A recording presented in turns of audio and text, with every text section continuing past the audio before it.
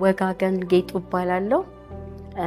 የትምህርት ቤቱ የአዲስ አበባ መካነ ኢየሱስ ትምህርት ቤት ርዕሰ መምህር ነኝ። በፊት ይሄ ትምህርት ቤት በ2015 ዓመተ ምህረት የእውቅና ፈቃድ በመንግስት ያለውን እውቅና ፈቃድና ኢንስፔክሽን የሚባል ግምገማዎች አሉ። እውቅና ፈቃድ ላይ ትምህርት ቤቱ ሊዘጋ ደርሶ ነበረ። በማስጠንቀቂያ ነው የቀጠለው።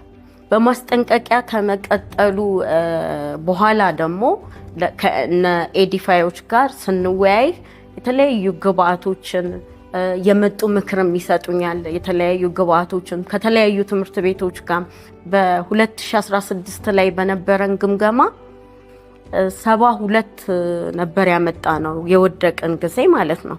ግን ማለፊያው 76 ነበር። እኛ ግን ማንም የማያገኘውን 83 ነጥብ ነው ያመጣ ነው።